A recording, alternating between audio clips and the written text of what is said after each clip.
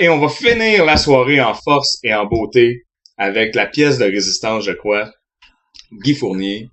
Jamais deux sans toi. Jamais deux sans toi. Guy Fournier qui c'est la deuxième mouture de Jamais deux sans toi parce qu'il y en a eu une première Ah oui.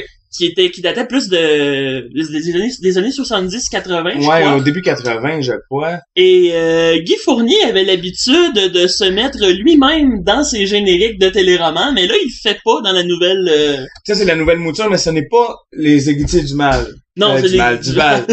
Moi, j'avais parlé d'RBO dans la tête. Les Héritiers du Val, qui est comme la suite logique de Jamais deux sans toi où tout le monde meurt, là. Ouais, c'est ça, c'est que ça devient comme dark, genre. Parce que c'est pas si dark, Parce que la première mouture, je l'ai regardée personnellement, puis c'est très semblable à Chop Suey puis à Peau de banane, des thèmes très légers. C'est ça, bon, on veut quand même réfléchir un peu puis tout ça, mais ça reste une comédie. Tandis que dans la deuxième mouture, on a droit à des sujets beaucoup plus trash, comme il y en a un il y a un des personnages Éloi qui a le sida. Carrément. Donc ça fesse. Puis il y a aussi la scène où Valérie Gagné se pitch par la fenêtre. Ah oui, ça c'est une scène d'anthologie, un suicide surprise. Ben elle meurt pas, mais parce que mais c'est un hook de saison, je pense. On apprend au début de la saison d'après qu'elle est pas morte, si je ne m'abuse. En fait, on apprend à la fin de la saison de Jamais deux sans toi qu'elle est pas morte, mais est en chaise roulante pendant toutes les Héritiers du Val. Pour ceux qui s'en rappellent. Guy Fournier, pour ceux qui s'en rappellent pas, c'est normal, hein.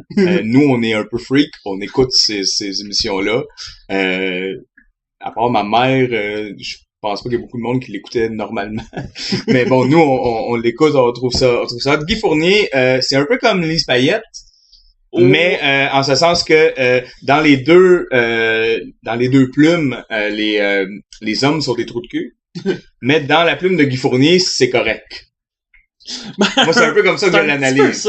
C'est un peu comme ça que je l'analyse, c'est que Lise Payette met en scène des trous de cul qu'on n'est pas supposé d'aimer, et Guy Fournier met des trous de cul en scène que c'est correct, ils ont raison, finalement. C'est vrai que les personnages masculins dans Jamais deux sans toi, ils étaient très macho.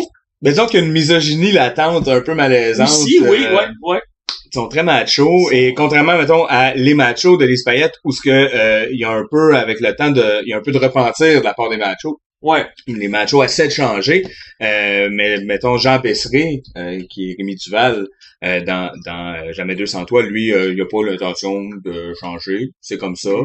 Non, puis il fait face à des personnages un petit peu qui vont venir le challenger un peu dans son machisme, on peut dire ça comme Serge ça. Thériault, notamment dans l'épisode qui nous intéresse.